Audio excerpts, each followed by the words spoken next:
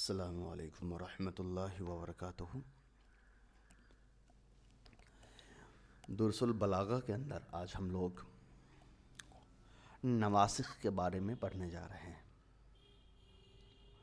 جیسا کہ ہر سبق کے شروع میں ایک بات میں آپ سے عرض کرتا ہوں کہ کوئی بھی نیا سبق دیکھنے سے پہلے اس سے ملتے جلتے جو پرانے سبق ہیں اس کو ضرور دیکھ لیا جائے۔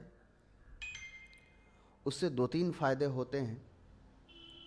ایک فائدہ یہ ہوتا ہے کہ آپ سمجھ پاتے ہیں کہ کس ترتیب کے ساتھ آپ کو پڑھائی جا رہی ہے یا یہ کتاب آپ کے سامنے کس ترتیب کے ساتھ رکھی جا رہی ہے۔ دوسرا، مضمون کے ساتھ آپ جڑ پاتے ہیں اور سمجھ پاتے ہیں کہ آج کی بحث پیچھے کے ساتھ کس طرح جڑی ہوئی ہے۔ اور تیسرا،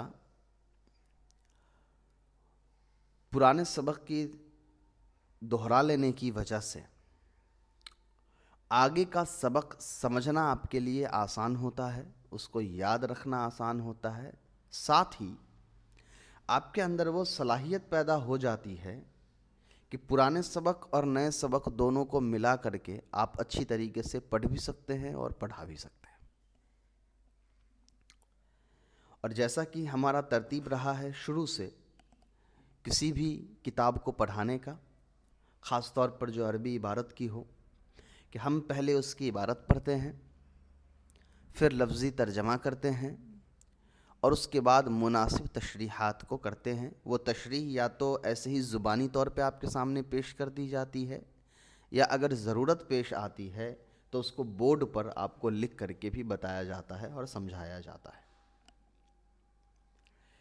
چلیے آج کا ہم اپنا سبق شروع کرتے ہیں، جو ہے وہ امن نواسخ۔ اور رہی بات نواسخ کی، فالتقیید بها یکون لاغراض التی تؤدیها معنی الفاظ النواسخ، تو مقید کیا جاتا ہے اس کے ذریعے سے ایسے اغراض کے لیے، ایسے مقصدوں کے لیے جو نواسخ کے الفاظ کے معنی کی طرف رجوع کرتا ہو یا ادا کرتا ہو یا تائید کرتا ہو۔ کل استمراری، جیسے کہ استمرار، او الحکایتی عن الزمانی فی کانا، یا پھر کانا کے اندر کسی زمانے کے متعلق بیان کرنا، واضح کرنا۔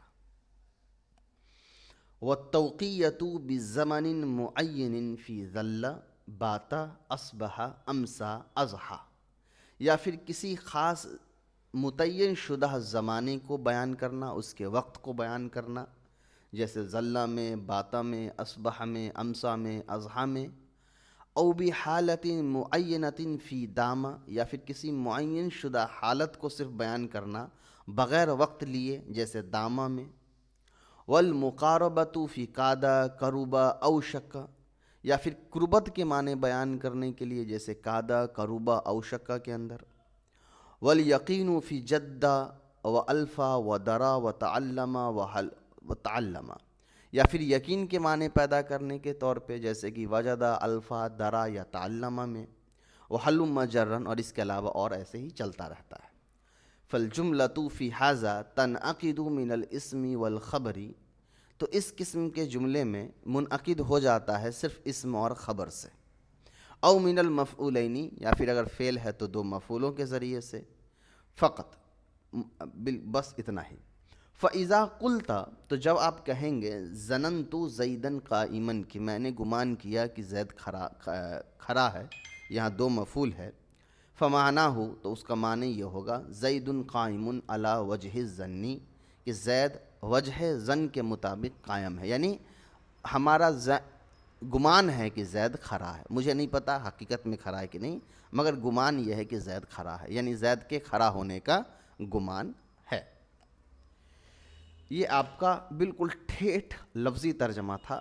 ممکن ہے کہ اس ترجمے سے آپ کو ساری باتیں واضح نہ ہوئی ہوں، اسی لیے تشریح کی ضرورت ہے، اور اس ترجمہ کو تھوڑا سا ہم جوڑ کر کے سمجھیں گے، اور اس ٹھیٹھ ترجمہ سے نکل کر کے تھوڑا سا محاوری ترجمہ اور عام بول چال والا ترجمہ کریں گے تو اور آسانی سے اس کو سمجھ جائیے گا۔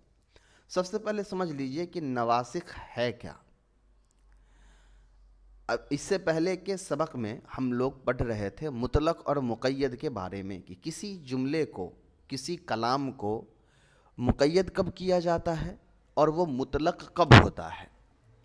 اس کے متعلق ہم نے بہت ساری نئی نئی باتیں اس میں پڑھیں، کہ اگر کلام صرف مسند اور مسند الیہ ہے، کلام کے اندر صرف مسند اور مسند الیہ ہے تو وہ مطلق کلام ہے، لیکن مسند اور مسند الیہ کے علاوہ اگر ہم نے اپنے کلام کے اندر کوئی دوسری بات ایڈ کر دی ہے تو پھر وہ مقید ہو گیا۔ یہ ساری چیزیں ہم نے پڑھی تھی۔ ہم نے پڑھا تھا کہ اگر وہ جملہ فعلیہ ہے تو فعل اور فاعل سے بس مطلق رہے گا، اور جیسے ہی فعل فاعل کے علاوہ آپ نے کوئی دوسری بات اس میں ایڈ کر دی وہ مقید ہو گیا۔ اسی طریقے سے ہم نے مبتدا خبر کے بارے میں پڑھا کہ مبتدا اور خبر ہے، اگر کوئی جملہ صرف مبتدا اور ایک خبر ہے تو وہ مطلق ہے، اور جیسے ہی آپ اس مبتدا خبر کے اندر کوئی دوسری بات جوڑ دیتے ہیں وہ مقید ہو جاتا ہے۔ تو مطلق اور مقید کیا ہے، اس کی کیا بحثیں ہیں، اس کی کیا تعریفات ہیں، کیا حقائق ہیں، یہ ساری چیزیں آپ کو پہلے کے سبق میں بتا دی گئی تھی۔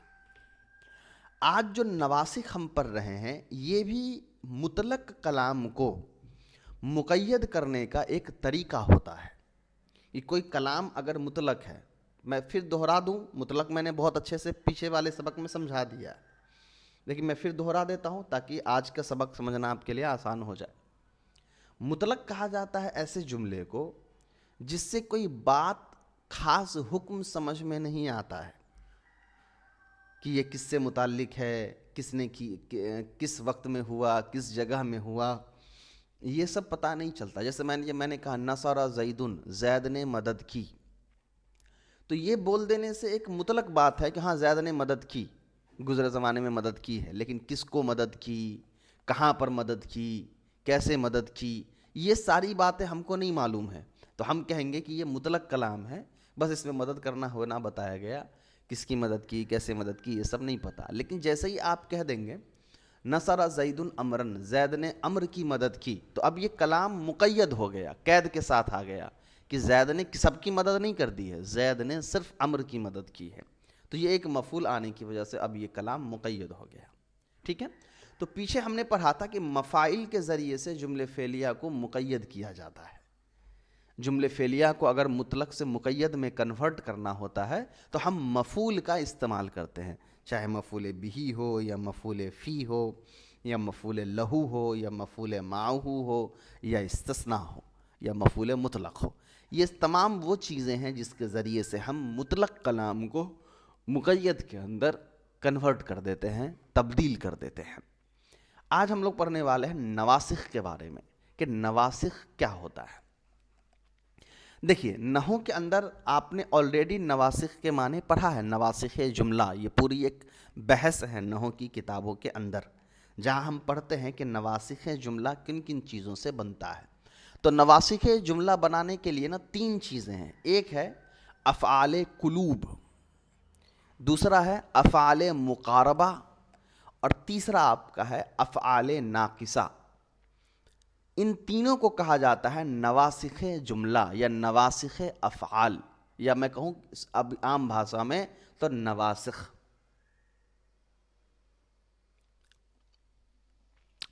اب جیسے سارے مفعول کو جوڑ کر کے ہم نے مفاعل کہا، ویسے ہی ان تمام افعال ناقصات کو جوڑ کر کے ہم کہتے ہیں نواسخ۔ کون کون سی چیزیں اس میں آ رہی ہیں یاد رکھیے گا، افعال قلوب، افعال مقاربہ اور افعال ناقصہ۔ افعال ناقصہ کیا کیا ہیں؟ تو افعال ناقصہ ہے کانا، سارا، اصبح، امسا، اضحى، ظل، بات، ما بریح، ما داما، من فق، لیسا، یہ سارے ہیں افعال ناقصہ جو آپ نے نحو کے اندر پڑھے ہیں۔ لیکن نحو کے اندر جتنی آپ نے افعال ناقصہ پڑھی ہیں وہ تمام یہاں مراد نہیں ہے، یہاں مراد صرف گنے چنے افعال ناقصہ ہیں، جس میں سے ایک ہے ظل، بات، اصبح، امسا، اضحى، یہ افعال ناقصہ کے ہو گئے۔ پھر اور داما، اور افعال مقاربہ۔ افعال مقاربہ کیا ہے؟ وہ بھی ہم سمجھیں گے، بس ابھی لسٹ دیکھ لیجیے۔ افعال مقاربہ میں آ گیا آپ کا کادا، کروبا، اوشکا۔ اس کے بعد ہے افعال قلوب جو ہے وجدہ، الفا، درا، تعلمہ۔ چلیں سب سے پہلے سمجھتے ہیں کہ افعال ناقصہ کیا ہوتا ہے۔ تو آپ آلریڈی پڑھ کے آئے ہیں نحو صرف کی کتابوں میں کہ افعال ناقصہ مبتدا خبر پہ داخل ہوتے ہیں، اور یہ مبتدا کو کچھ نہیں کرتے ہیں مگر خبر کے اعراب کو بدل کر کے زیر میں تبدیل کر دیتے ہیں۔ کیسے ذرا دیکھیے، جیسے آپ نے یہاں پر لکھا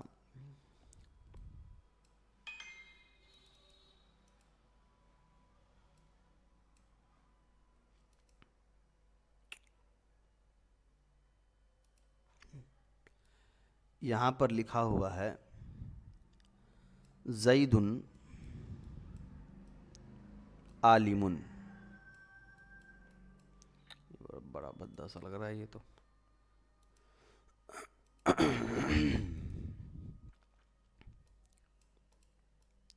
اپنے یہاں پر لکھا زید عالم، اس کے معنی ہے زید عالم ہے۔ جب آپ نے افعال ناقصہ لگا دیا، یعنی کانا میں نے لگا دیا، کانا افعال ناقصہ میں سے ایک افعال ہے، جب یہ لگے گا تو یہ مبتدا کو تو کچھ نہیں کرتا ہے، لیکن یہ جو عالمن ہے نا، اس کو بدل کر کے عالمن کر دیتا ہے، زبر دے دیتا ہے خبر کو۔ تو افعال ناقصہ کیا کرتا ہے؟ افعال ناقصہ مبتدا خبر پہ آتا ہے اور یہ خبر کے اعراب کو بدل کر کے اس پر زبر ڈال دیتا ہے۔ یہ آپ کو یاد رکھنی ہے۔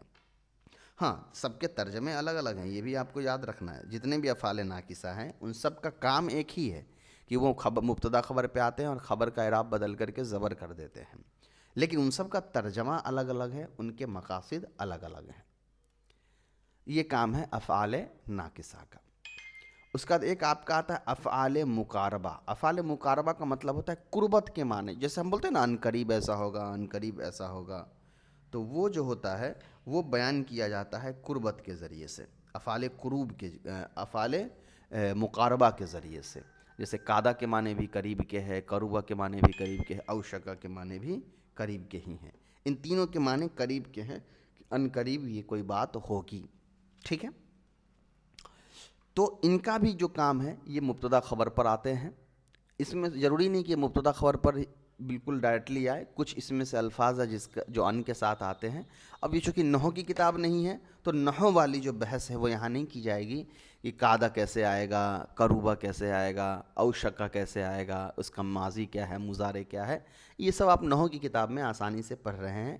اور ابھی اگر آپ نے نہیں بھی پڑھا تو کوئی حرج نہیں ہے، ہدایت النحو آپ کی چل رہی ہے، ان قریب اس میں انشاءاللہ یہ تینوں افعال مقاربہ آ جائے گا۔ ابھی صرف آپ کو یہ مان کے چلنا ہے کہ افعال مقاربہ جو ہوتا ہے یہ قربت کے معنی کو، یعنی ان قریب میں کوئی عمل ہونے والا ہے یا ہوگا، اس معنی کو بیان کرنے کے لیے افعال مقاربہ کا استعمال کیا جاتا ہے۔ اس کے بعد ہے افعال قلوب۔ افعال قلوب آپ کا ہے وجدہ، الفا، درا، تعلمہ، ٹھیک ہے؟ یہ سارے آتے ہیں افعال قلوب۔ ان کو افعال قلوب اس لیے کہا جاتا ہے کہ یہ سب ایک ہی معنی میں لگ بھگ استعمال ہوتے ہیں، لیکن یہ دل سے تعلق رکھتے ہیں۔ کیسے مطلب ہے ہم اس کو سمجھیں گے، ابھی فی الحال صرف نام یاد رکھیے، میں جب لفظ ترجمہ کروں گا تو سمجھ میں آ جائے گا۔ تو امید ہے کہ آپ کو سمجھ میں آ گیا کہ افعال ناقصہ کس کو کہتے ہیں، اس کا کیا عمل ہے، افعال قلوب کس کو کہتے ہیں، اس کا کیا عمل ہے، اور افعال مقاربہ کس کو کہتے ہیں اور اس کا کیا عمل ہے۔ یہ باتیں جب آپ کو سمجھ میں آ گئی ہیں، اب آتے ہیں اس کی تشریح پر۔ دیکھیے فالتقیید بها یکون لاغراض التي تؤدیها معنی الالفاظ النواسخ کالاستمرار او الحکایتی عن الزمن فی کانا۔ یہ کہہ رہے ہیں کہ مطلق کلام کو مقید جو بنایا جاتا ہے وہ ان مقصد یا ان چیزوں کے ذریعے بنایا جاتا ہے جو نواسخ کے الفاظ ہوتے ہیں، اور وہ نواسخ کے الفاظ کسی ایسے معنی پر دلالت کر رہے ہوتے ہیں جو معنی یا تو اس بات کو لگاتار ہونے کے معنی میں بیان کر رہا ہو، یا اس کو الگ طریقے سے زمانے کے متعلق بیان کر رہا ہو، جیسے کہ کانا میں۔ کیا مطلب ہے ذرا سمجھیے۔ یہ کہہ رہے کہ دیکھیے جتنے بھی افعال نواسخ ہیں، افعال نواسخ اگر میں سمپلی یہ لکھتا الرجل عالم، آدمی عالم ہے، تو یہ مبتدا خبر ہے اور یہ مطلق کلام ہے. اس میں ایک مسند الیہ ہے الرجل اور مسند ہے عالم. یہ مطلق کلام ہے، اس سے صرف آدمی کے عالم ہونے کی خبر معلوم ہو رہی ہے، اس سے زیادہ مزید ہم کو کسی چیز کے بارے میں معلوم نہیں ہے. لیکن جیسے ہی آپ کہیں گے کانا الرجل عالمن کہ آدمی عالم تھا، تو یہاں کیا ہوا؟ کانا لگنے کی وجہ سے اب انسان کے عالم ہونے کی خبر دینا یہ گزرے زمانے میں چلا گیا کہ وہ پہلے عالم تھا اب عالم نہیں ہے. تو یہاں کیا ہوا؟ کانا لگتے ہی پورے جملے کا معنی بدل گیا، پوری اس کی حقیقت جو ہے وہ بدل گئی. تو ہم کہیں گے کہ پہلے الرجل عالم تھا، تو یہ کیا تھا؟ یہ آپ کا مطلق کلام تھا. لیکن جیسے ہی آپ نے کانا لگایا، کانا الرجل عالمن، اب یہ مقید بن گیا، کیونکہ اب آدمی کے عالم ہونے کی خبر آپ عام طور پہ نہیں دے رہے ہیں بلکہ ایک قید کے ساتھ دے رہے ہیں کہ پہلے عالم تھا. تو کانا کے ذریعے آپ جانتے ہیں کہ ایک ماضی استمراری ہوتا ہے، ایک ماضی بعید ہوتا ہے. تو کانا کا ایک استمرار کے معنی بھی پیدا ہوتا ہے. کانا جب آپ مضارع پہ لے آتے ہیں تو استمراری معنی پیدا کرے، جیسے کانا ینصر زید، زید مدد کیا کرتا تھا. تو یہاں کیا ہوا؟ یہاں آپ نے صرف یہ نہیں کہا کہ زید نے مدد کیا، بلکہ آپ نے ایک قید لگا دی کہ زید ایک بار مدد نہیں کیا، بلکہ زید کی صفت ایسی ہے کہ وہ پہلے بھی مدد کرنے کا کام کیا کرتا تھا، یعنی گزرے زمانے میں اس نے بار بار مدد کی ہے. تو یہ زید کے بارے میں مزید خبر دینا ہو گیا. تو یہ مطلق نہیں رہا، اب یہ مقید بن گیا. یاد رکھیے جب بھی ضرورت سے زیادہ کسی جملے میں کوئی بات رکھی جاتی ہے تو وہ جملہ مقید ہو جاتا ہے، مطلق نہیں رہتا ہے. پھر سے سن لیجئے، جب بھی کسی جملے میں مسند الیہ سے زیادہ، یعنی جملے میں تو مسند الیہ ہی ضروری ہے نا، اس کے علاوہ تو کوئی ضروری ہے نہیں، لیکن جب آپ مسند الیہ کے علاوہ کسی اور لفظ کا اضافت کرتے ہیں جو مسند یا مسند الیہ سے تعلق رکھتا ہے یا مسند اور مسند الیہ کو بیان کرتا ہے تو وہ مقید بن جاتا ہے، جیسا کہ تعریف آپ پہلے پڑھ چکے ہیں. تو کانا جب آپ نے لگایا تو یہ کانا نے مسند الیہ کے بارے میں یہ بات بتا دی کہ یہ پہلے یہ کام کرتا تھا. جب آپ نے کانا یکون مضارع پر لگایا یا ماضی پہ لگایا کہ کانا ینصر زیدن یا یکون ینصر زیدن، تو یہاں کیا ہوا؟ کانا آپ نے مسند پر لگا کر یہ بات بیان کر دی کہ مدد کرنے کا کام پہلے ہوتا تھا اور لگاتار ہوتا رہا تھا. تو پتہ یہ چلا کہ یہاں کہہ رہے ہیں کہ جملے کے اندر مطلق جملے کو مقید کیسے بنایا جاتا ہے؟ تو کبھی تو اس کے اندر استمرار یا ماضی بعید کے معنی پیدا کرنے کے لیے کانا کا استعمال کرتے ہیں. ٹھیک ہے، اگر بعید کا استعمال کرنا ہوتا ہے تو جملے اسمیہ پر کانا لگا سکتے ہیں، جیسے کانا الرجل عالمن، آدمی عالم تھا. اور اگر استمرار کے معنی پیدا کرنا ہو تو آپ کانا مضارع پہ لگاتے ہیں، جیسے کانا ینصر زیدن، زید مدد کرتا تھا، کیا کرتا تھا.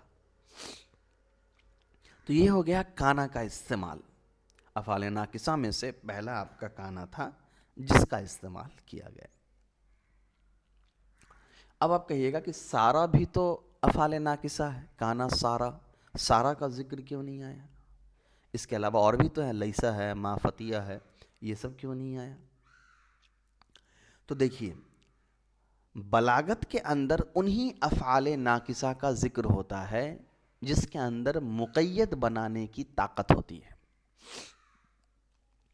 کیونکہ ہم افعال ناقصہ کے بارے میں تو نہیں پڑھ رہے ہیں، ہم تو مطلق اور مقید کلام کے بارے میں پڑھ رہے ہیں. افعال ناقصہ کے بارے میں پڑھتے تو سارے افعال ناقصہ کو ذکر کرتے. تو ہم پڑھ رہے ہیں کلام کو مطلق اور مقید کیسے بنایا جاتا ہے. تو جن افعال ناقصہ کا استعمال کر کے مطلق کلام کو مقید بنایا جا سکتا ہے، ہم صرف ان افعال ناقصہ کے بارے میں اس وقت پڑھ رہے ہیں. تو سارا ہے یا لیسا ہے، یہ وہ افعال ناقصہ ہیں جن کے اندر مطلق بنانے کی صلاحیت موجود نہیں ہے. مطلق کلام کو مقید بنانے کی صلاحیت نہیں ہے. سارا کے معنی صرف ہوتا ہے ہو جانا، جیسے الرجل عالمن تھا، آدمی عالم ہے، اور آپ نے کہا سارا الرجل عالمن، آدمی عالم ہو گیا. ابھی بھی یہ مطلق کلام ہی ہے. کب ہو گیا، کیسے ہو گیا، کون آدمی ہو گیا، یہ سب کچھ نہیں پتہ ہے. کب ہو گیا یہ بھی نہیں پتہ ہے. تو پتہ یہ چلا کہ ابھی بھی یہ مطلق کلام ہے، اور ہم پڑھ رہے ہیں مقید بنانے والے نواسخ، اسی لیے ہم نے سارا کا ذکر یہاں نہیں کیا. اس کے بعد آپ کا ظلہ کے بارے میں آیا. ظلہ معنی ہوتا ہے کہ کوئی کام لگاتار ہوتا رہتا ہے. باتا کے معنی ہوتا ہے رات. اصبح کے معنی ہوتا ہے صبح میں کوئی کام ہونا. امسا کے بارے میں معنی ہوتا ہے شام میں کوئی کام کرنا. اضحیٰ کے معنی ہوتا ہے چاشت کے وقت کوئی کام کرنا.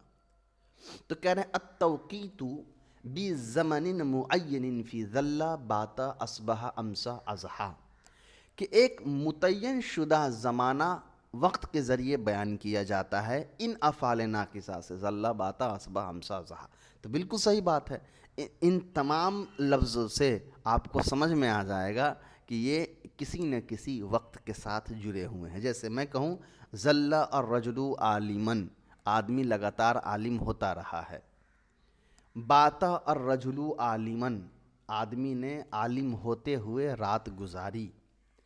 اصبح الرجل عالمن، آدمی صبح سویرے عالم ہو گیا. امسا الرجل عالمن، آدمی نے شام کی رات ہوتے شام کی عالم ہوتے ہوئے یا شام کو عالم ہوا. اضحیٰ الرجل عالمن، آدمی نے چاشت کا وقت کیا عالم ہوتے ہوئے. ان تمام چیزوں میں صرف انسان کا عالم ہونا نہیں بیان کیا گیا، بلکہ عالم ہونے کے ساتھ ساتھ ایک متعین وقت بھی بیان کیا گیا کہ کس وقت میں یہ انسان عالم تھا. اور یہی وجہ ہے کہ یہ آپ کے لیے مطلق کلام نہیں بنا پا رہا ہے بلکہ مقید کلام بنا رہا ہے، کیونکہ یہاں ہم نے ایک متعین خاص وقت کا ذکر کر دیا کہ وہ یا تو صبح میں ہوا یا شام میں ہوا یا رات میں ہوا یا دوپہر میں ہوا یا چاشت کے وقت میں ہوا، ہے نا. اسی طریقے سے او بحالت معینۃ فی دامہ، اب کہہ رہے ہیں یا پھر ایک معین شدہ حالت کو بیان کرنا دامہ کے اندر. دامہ کے معنی ہوتا ہے لگاتار کوئی کام کرنا. تو یہ فعل کا جو ہے یہ صفت ہے. جیسے ما دام الرجل عالمن، آدمی ہمیشہ لگاتار عالم ہوتا رہا.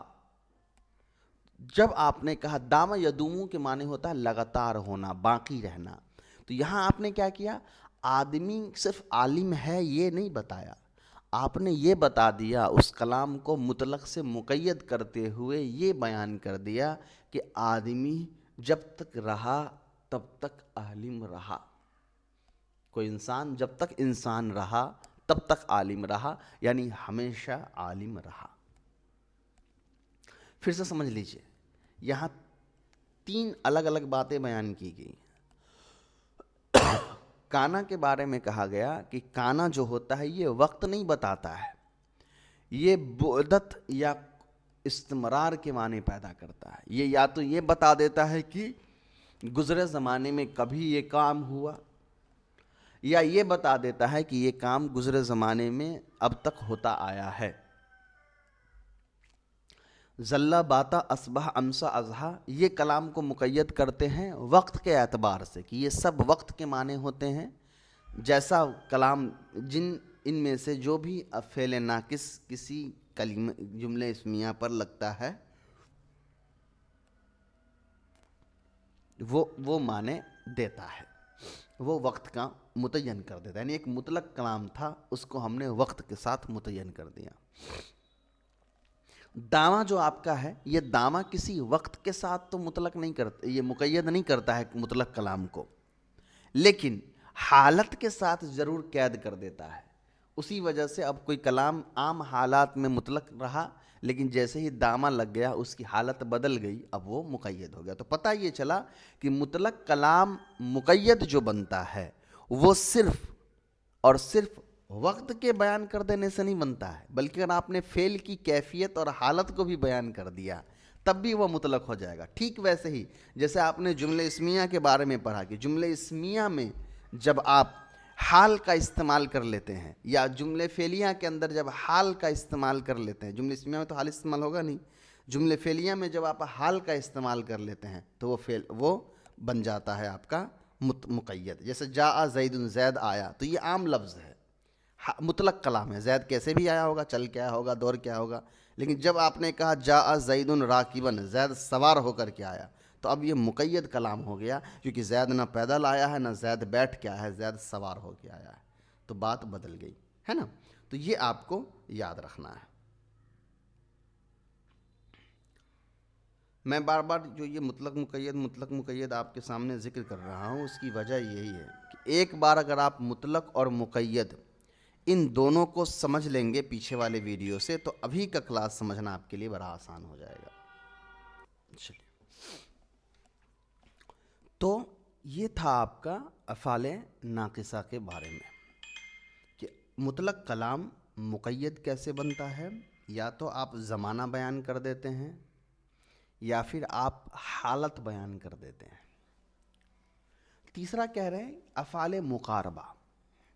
جب قادہ، قروبہ، او شکا، اس کا استعمال آپ جملے میں کرتے ہیں تو وہ جملہ بھی مقید ہو جاتا ہے، مطلق نہیں رہتا ہے. جیسے قادہ الرجل عالم، کہ آدمی قریب عالم ہوگا، یا یقاد الرجل عالم، آدمی ان قریب عالم ہوگا. تو یہاں کہ وہ الرجل عالم، آدمی عالم ہے، یہ بات ہو گئی. لیکن جیسے ہی قادہ یا یقادو مضارع ہے قادہ کا، یہ آپ نے لگایا، اب اس کے معنی بدل گئے، اس کی حقیقت بدل گئی، اس کا زمانہ بدل گیا. تو جیسے ہی یہ تمام چیزیں ہوں گی، یا ان میں سے کوئی ایک چیزیں ہوں گی، بس وہ آپ کا کلام مقید بن جائے گا، مطلق نہیں رہے گا. اس کو آپ عام کلام کے جیسا نہیں بیان کر سکتے. چلیے، اس کے بعد تیسرا آپ کا ہے افعال قلوب.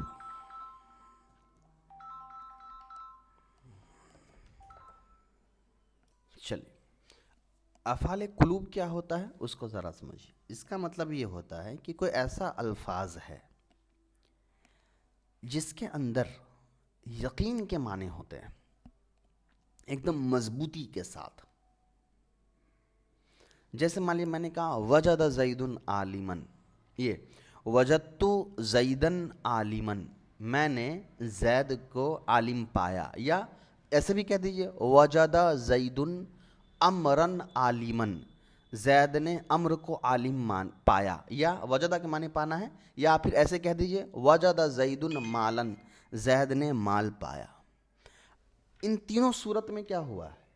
ان تینوں صورت میں نے یقینی طور پر ایک بات آپ سے کہی ہے. اگر میں صرف یہ کہتا وجد زید مالن، یا پھر میں صرف یہ کہتا وجد زید، زید نے پایا، تو یہ کلام مکمل ضرور ہے، مگر یہ مطلق ہے، زید کچھ بھی پا سکتا ہے. لیکن جب میں نے ایڈ کر دیا وجد زید مالن، زید نے مال حاصل کیا، تو یہ کلام مفعول لگنے کی وجہ سے تو مطلق ہے، یہ مقید ہے ہی، مگر یقین کے معنی دے رہا ہے، اسی لیے بھی یہ مقید ہے کہ زید یقینی طور پر مال حاصل کیا ہے.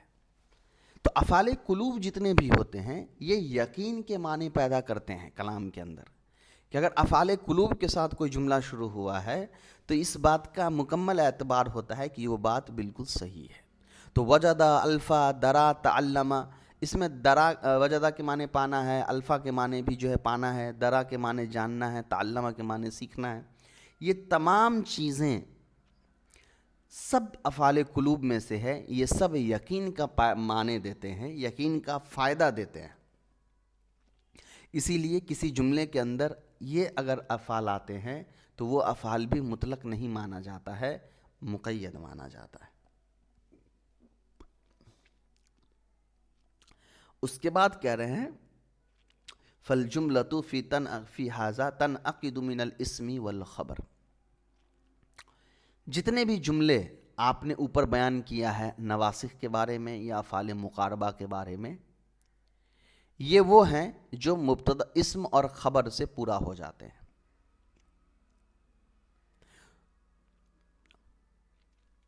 او من المفعولین فقط، یا پھر دو مفعول سے. تو یہ اوپر جو بات گزری من الاسم والخبر، یہ کس کے لیے ہے؟ افعال ناقصہ اور افعال مقاربہ کے لیے. اور یہ جو بات گزری من المفعولین، یہ کس کے لیے گزر رہی ہے؟ یہ گزر رہی ہے افعال یقین کے لیے. کہ جتنے بھی افعال یقین والا آپ نے دیکھا ہے، افعال قلوب جس کو کہیں گے، اس میں دو مفعول کی ضرورت ہوتی ہے، اور وہ دو مفعول آ کر کے یقین کا مادہ دیتے ہیں، یقین کے معنی دیتے ہیں. ٹھیک ہے؟ تو پتہ یہ چلا کہ کانا ہو یا ذلہ باتا اصبح امسا اضحیٰ ہو، یہ کس کے معنی دیتے، یہ کس پہ آتے ہیں؟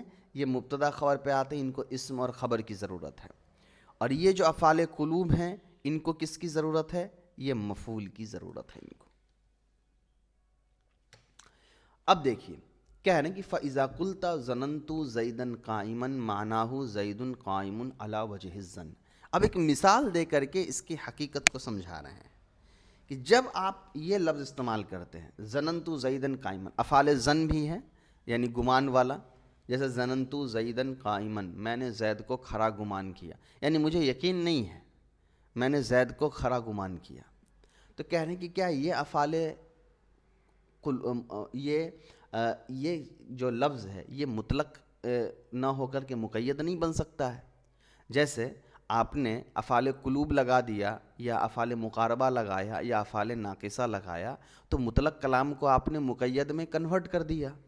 تو جب یہ افعال ظن ہے، افعال ظن بھی ایک قسم ہے فعل کی نحو کے اندر، جب ہم یہ لگا رہے ہیں مطلق کلام پہ تو پھر آپ اس کو مقید کیوں نہیں کہہ رہے ہیں؟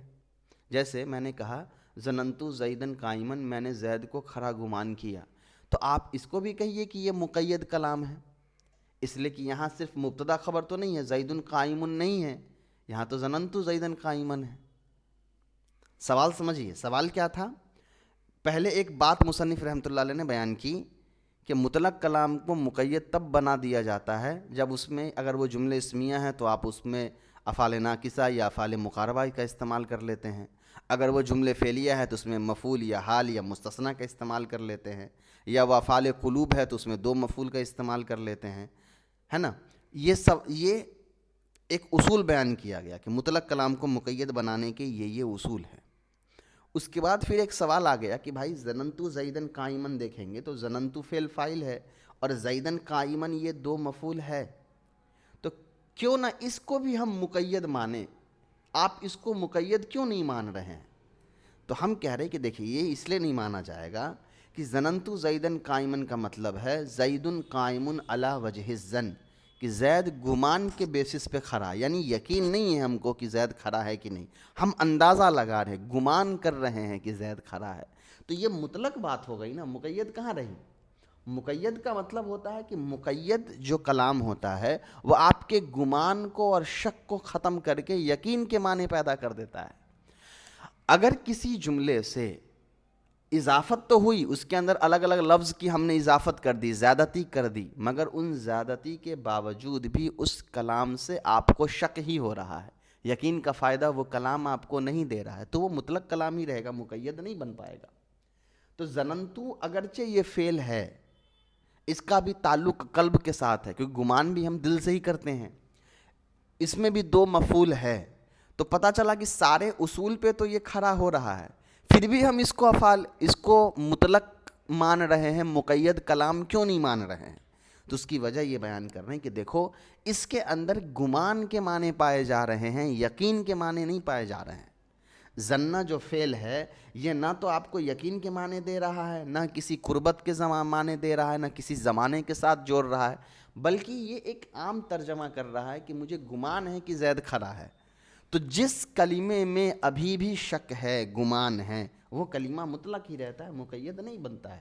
جیسے آپ کہتے ہیں زیدٌ قائمٌ، صرف آپ ایسے کہیں گے زید کھڑا ہے، تو یہاں یہ مطلق کلام اس لیے ہے کہ آپ کو نہیں پتہ ہے کب کھڑا ہے، کیسے کھڑا ہے، کہاں کھڑا ہے، کس حالت میں کھڑا ہے، صرف زید کے کھڑے ہونے کی بات ہے، تو یہ مطلق ہے.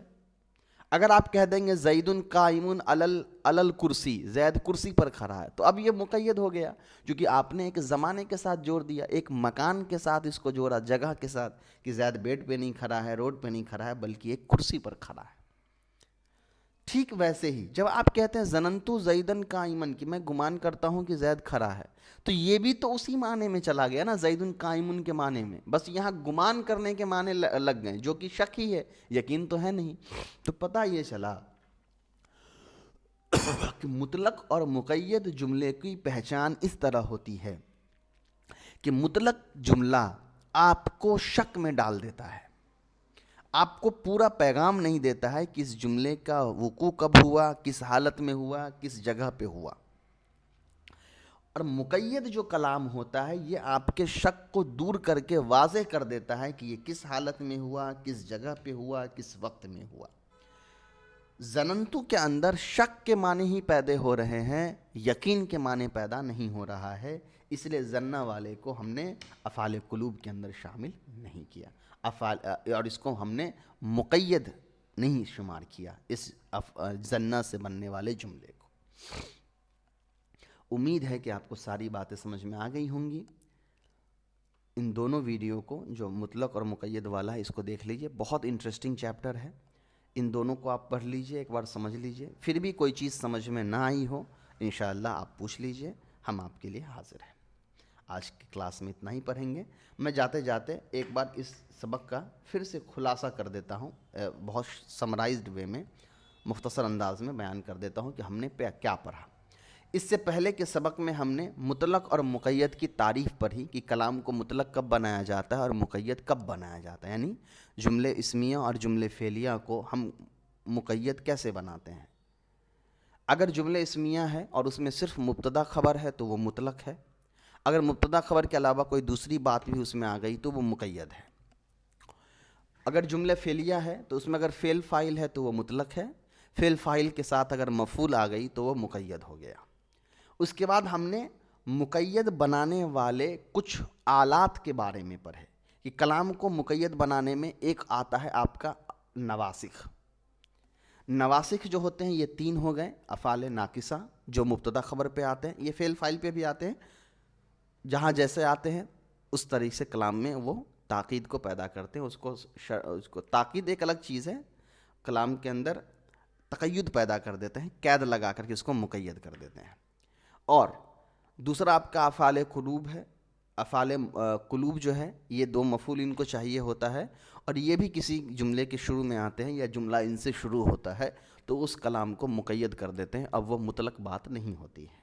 اور تیسرا آپ کا افعال مقاربہ ہے، قربت کے معنی کے لیے، یہ بھی کلام کو جو ہے یہ مقید کر دیتا ہے ایک زمانے کے ساتھ، وقت کے ساتھ متعین کرنے کی وجہ سے۔ اس کے بعد کہہ رہے ہیں کہ ظنہ ایک فعل ہے جس کو دو مفعول چاہیے، اور یہ بھی افعال قلوب میں سے ہیں۔ آپ نے اس کو کیسے سائڈ کر دیا؟ جیسے افعال ناقصہ میں سے میں نے سارہ کو نکال دیا اور بتایا کہ سارہ کیوں نکلا ہوا ہے، اور یہاں بلاغت میں سارہ کو کیوں نہیں لکھا گیا افعال ناقصہ کے طور پہ، تو وہ میں نے بتایا کہ سارہ جو ہوتا ہے یہ مطلق ہی جملہ بناتا ہے، مقید نہیں بناتا ہے۔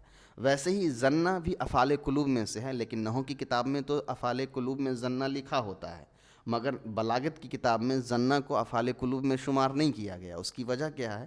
تو اس کی وجہ یہ ہے کہ ظنہ جو ہوتا ہے یہ بھی مطلق ہی کلام بناتا ہے، مقید کلام نہیں بنا پاتا ہے، یہ شک کے ہی معنی کو برقرار رکھتا ہے، اسی لیے۔ چلیے یہاں تک آپ کو مطلق اور مقید سمجھ میں آ گئی ہے۔ انشاءاللہ اگلے کلاس میں ہم شرط کے متعلق ساری باتوں کو پڑھیں گے۔ امید ہے کہ آپ کو ساری چیزیں سمجھ میں آ گئی ہوں گی، کوئی چیز سمجھ میں نہ آئی ہو فوراً آپ پوچھ لیجیے، انشاءاللہ آپ کی مدد کی جائے گی۔ السلام علیکم ورحمۃ اللہ۔